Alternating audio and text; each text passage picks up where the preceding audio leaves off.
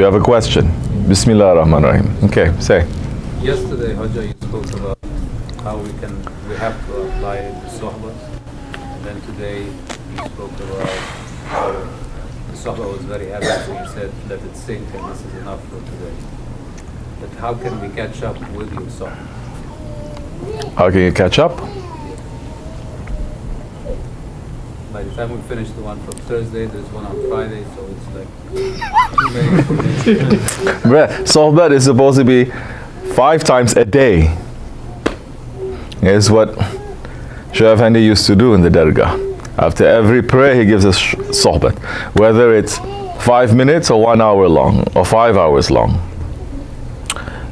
It used to be when during this time of the year is not Ramadan, years ago, say maybe 10 years ago, meaning that Isha would enter late, no? Isha would enter 10 o'clock. We pray, we make zikr, he gives sohbat. He will not finish until 2, 3 o'clock. And Fajr entering at 4. And he says nobody sleeps after Fajr until Ishraq. You sleep for a few hours, 9 o'clock you have to get up. That's why there's only a handful of us. But it's okay. You only need a handful of the poles to hold the whole tent up. But, I mean, we're not saying it is anything compared to what different kinds of training. It's nothing. But this training is the ego that is kicking in. Maybe in the military you can do that. You have more energy doing that because your ego is not attacked spiritually like that. But in the tariqat it is different. That's why in tariqat, people who want to do things, we say inshallah. They say, no, I'm going to do. Either they don't do or they do very badly. And then they get surprised. They say, I am, let's say for example, I'm expert at cooking butter chicken. But when I come to the dargah, all the butter chicken is burnt. Not that it's burning. This one passed. That's actually got the title. But there are people who are chefs and cooks, for example.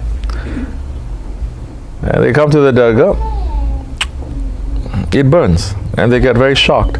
So because the dargah is not a normal place, it is where Allah's look is. And where Allah's look is, either your ego is going to melt away and submit, or your ego is going to fight back and it's going to show. Okay? So how are you going to apply? Take what is for you, because this is also not a classroom. It is not, we don't have a course syllabus. Believe me, people try to do that, especially American type Sufis.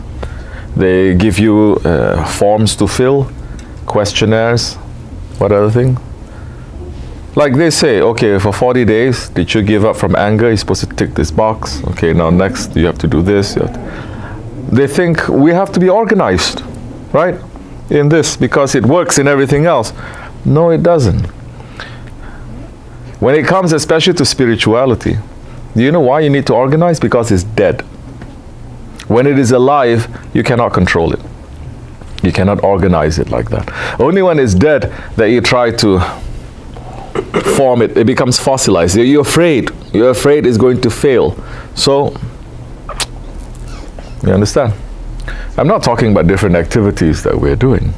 Activities, it's just activities that we're doing with a little bit of organization here and there. It's okay.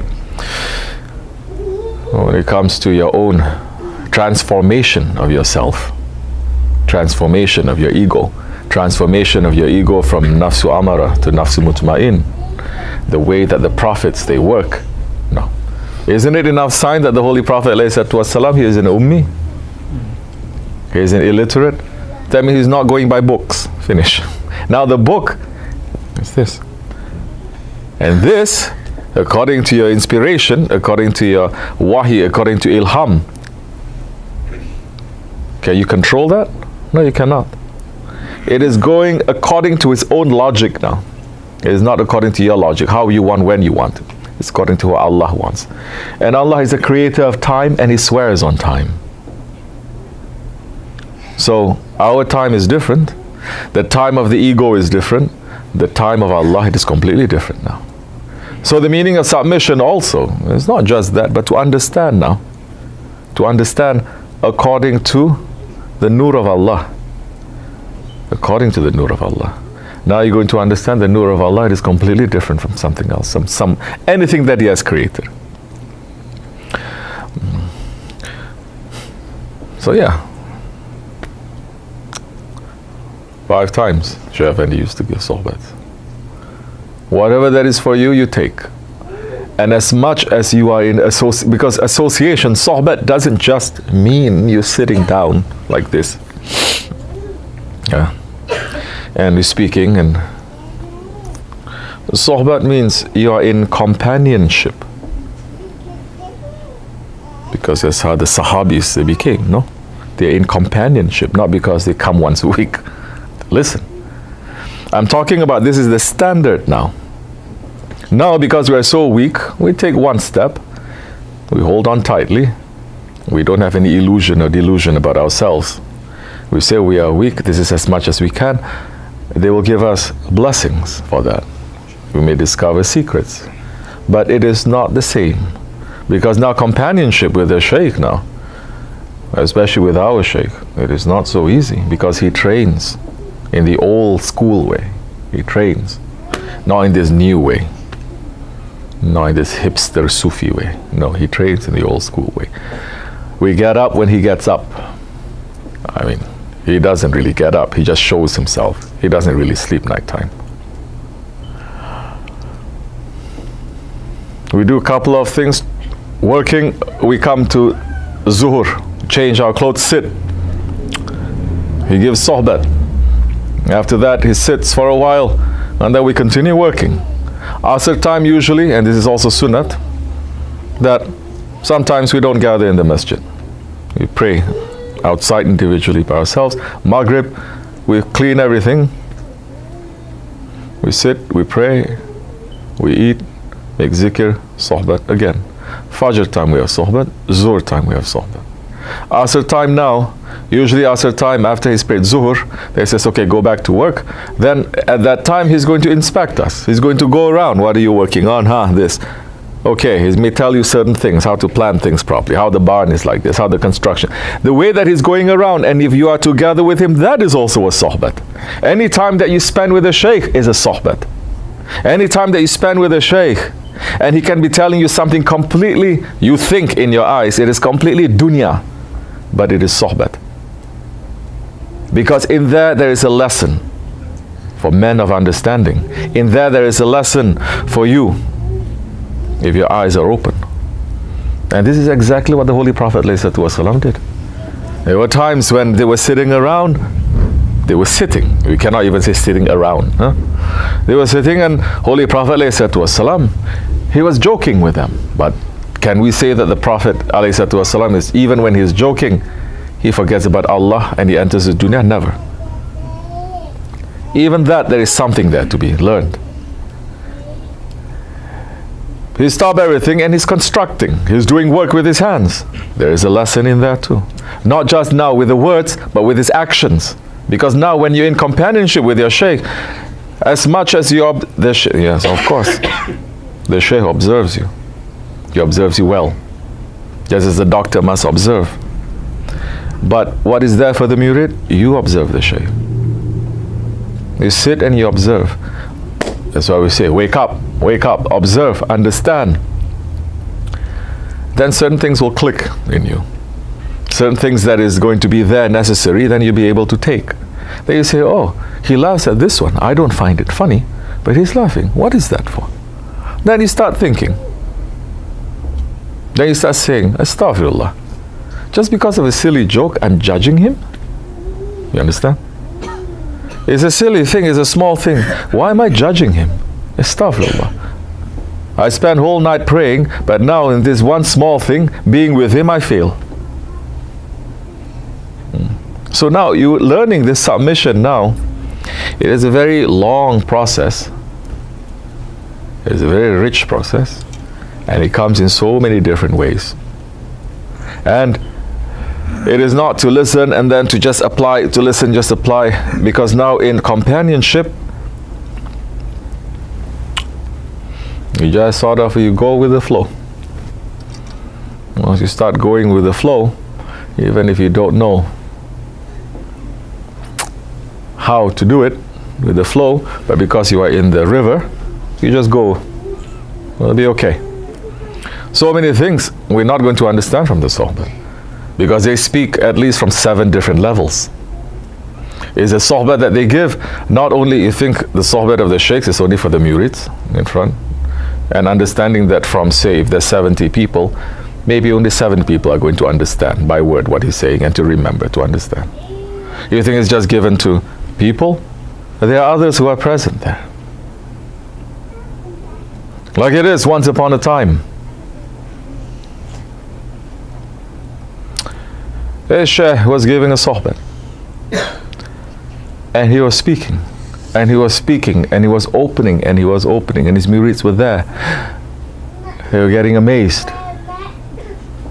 But there was this one murid who was sleeping. Now Hizr alayhi salam, he attends the Sohbat. He is one of many who will attend the Sohbat. Depending on the power of their Shaykh, that time, prophets may come to listen to their Sohbat. As Hizr alayhi salam was sitting listening to their Shaykh's Sohbat. When the Shaykh was describing the events that happened in the Quran, how Musa alayhi salam and Hizr alayhi salam, they went on a journey, and Hizr alayhi salam was listening. He says, he's saying to himself, softly to himself, say, oh Mubarak one, you are telling the story as if you are the third of the 2. There's a big secret to that. Why Allah subhanahu wa ta'ala is calling us the nation who witness. And the Prophet as the Prophet who witness. Witnessing what? Witnessing everything in creation. And those who were with the Prophet, they were also there. So when the Quran is saying, don't you remember when we sent the flood? Don't you remember when they arrested him and tried to kill him? Talking about Isa alayhi salam. Saying, don't you remember when they cast him to the fire? Talking about Ibrahim alayhi salam. Don't you remember when we told the angels? Why Allah is saying? Who is Allah talking to here? To the Holy Prophet alayhi salatu wasalam. Why Allah is going to say, don't you remember, if he didn't witness it? We won't enter that too much. But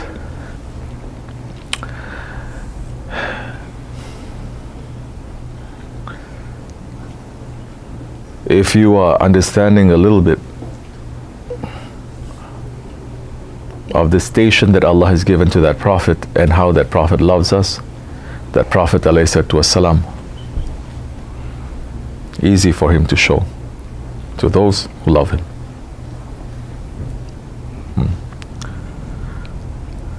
So that one saying, oh, Hizr alayhi salam saying to that Shaykh, oh, you Mubarak one, you holy one, you speaking as if you were the third of the 2. Because those ones, they were present too. Don't ask how. But he turned and he saw this one murid, and this one murid, he was, like some of murids, sleeping like this. Says, wake up, listen to this Shaykh. Murid said, okay. Like this. Talking. I say, oh, what jewels this one is giving, mashallah. He turned, see the murid is sleeping. Says, get up, wake up, listen to your Shaykh. Now, it's not every day we listen to such jewels. So, okay, I'm listening. He's not fighting. Because I'm seeing some people also, they are sleeping and some people poke them a little bit, which we shouldn't anyway. They poke them. They get so upset. I will kill him, waking me up now. I want to sleep and he's giving sohbah anyway. How dare you wake me up? You see? that to discover your ego like that as a murid is already priceless. You understand? Because majority, they don't discover their ego. They think, no, my ego is very calm, very intelligent, very controlled. Because you're not put under any pressure to show what your real ego is like. You're not put into any pressure if you're living in the dargah to suddenly feel so much jealousy towards this one person because he did something not too great. And the Shaykh says, MashaAllah, you did so good. And you've been doing good things all these years, and the Shaykh never say one word to you. And every time you do something, he says, why are you doing this? What's wrong? Now you're discovering your ego. So that murid was not fighting, like our murids. So he fell back to sleep. His son listening. So he says, wake up. Don't sleep.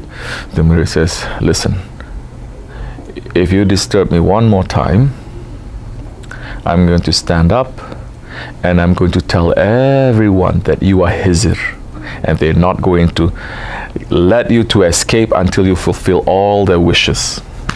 Because Hizr alayhi salam, he goes in disguise. Hizr alayhi salam, you can catch him, he will grant you any wish. And he's going this, and yet that one who is sleeping, he knows his real identity. He was shocked. He checked. He says, you are not appearing on the list. There are those ones. So, the sohbats now, they come in different levels and different people, different times. For different sohbats, there cannot be any interruption. Whether that cannot be helped, whether it's children cannot be helped, or something cannot be. So many times you see Shaykh Effendi studying something, then he stopped. Because now, it's not that easy to come to that level there where they are going to take. And if the murids, you see, if the murids, they are not knowing how to balance things, it gets cut off. If there's an interruption, it gets cut off. Whether they are sincerely trying not to interrupt or they just can't help, it doesn't matter. It doesn't matter. That's why so many times you think Shaykh Effendi is not opening up so many things like that. Because the people, they are not ready. And this is just physical readiness. If this is one person, they're listening and they're sleeping, he already says, okay, we change the direction of the sohbat. So, now,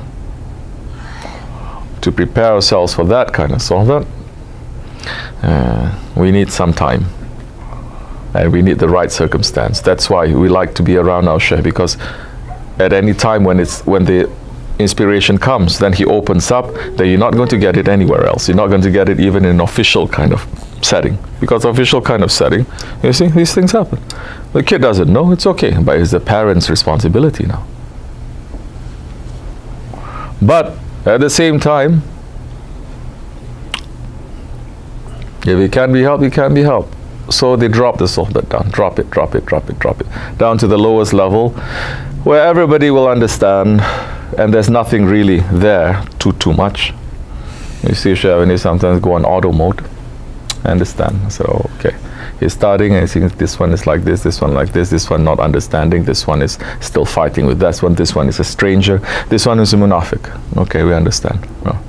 Then to catch him in a time when the situation is right, when everyone is listening with one heart, is very rare. That kind of sohbat is very rare. And that you have to chase. Other than that, so many different times, we just take what is for us. Anything else, the person understanding the sohbat also, is not just you with your 2 ears. Your spirit is also understanding and listening to it. And it is taking things in a way that you cannot understand. And when the time comes, because of your sincerity, is going to be reminded. The spirit will remember this. Inshallah. May Allah forgive us. Fatiha.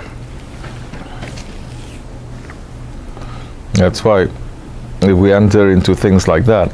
Look, it's already past 10. Huh? We were speaking for half an hour. Did it feel like half an hour?